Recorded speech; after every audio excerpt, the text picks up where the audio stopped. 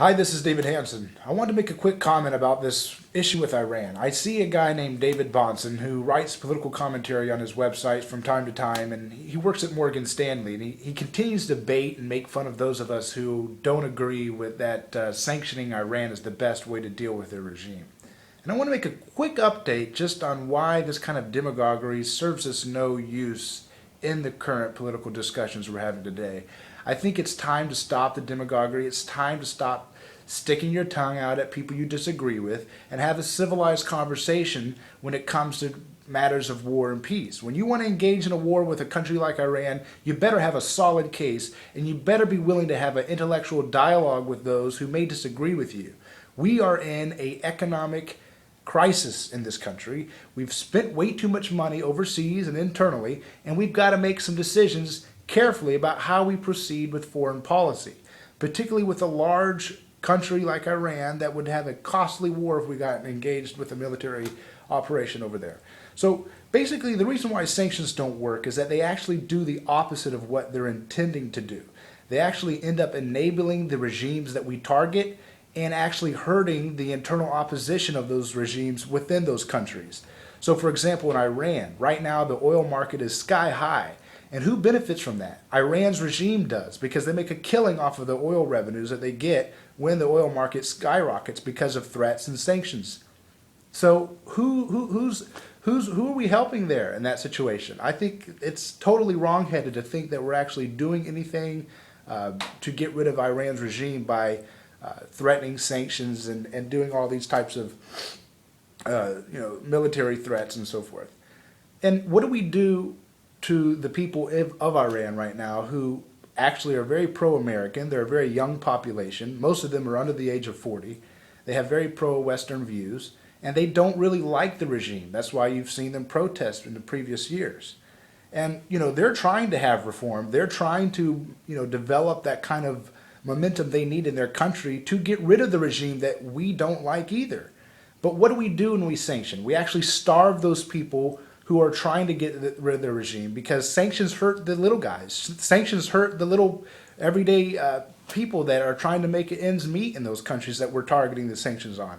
So it doesn't do what we intend it to do, which is to remove the regime. It actually enables them. It gives them moral high ground to keep their population under their control.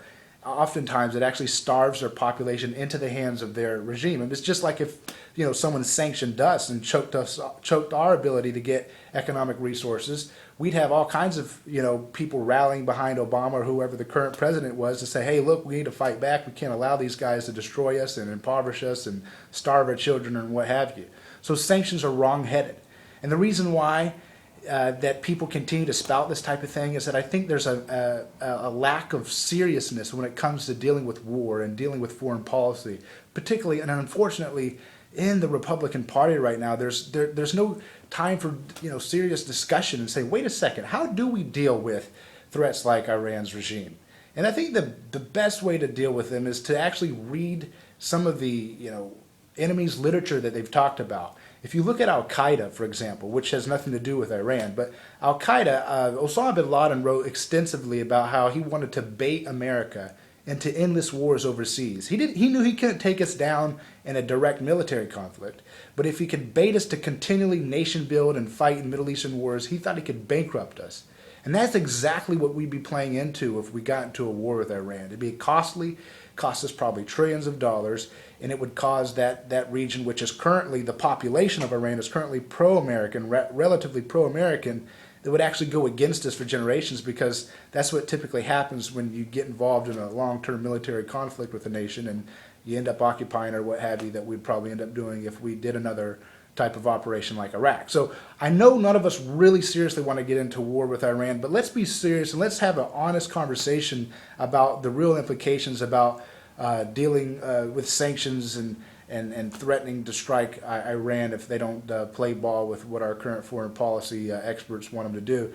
I think there's a wiser way to get rid of them, and that is to offer their people free trade, offer them friendship to their people, and kind of knock off the sanctions. That way the people have every incentive to rise up against their current regime and throw off the shackles from which they're in currently. So, David Bahnsen, I'm calling you out. Let's have an honest conversation. Let's have a dialogue. I want to have a good, healthy discussion. Are you willing to engage me? I'd hope you would be, because you talk a lot about how you are tired of this, senseless, attacks against America's foreign policy. You know what? I want a strong American foreign policy, and I don't want Iran's regime to be enabled.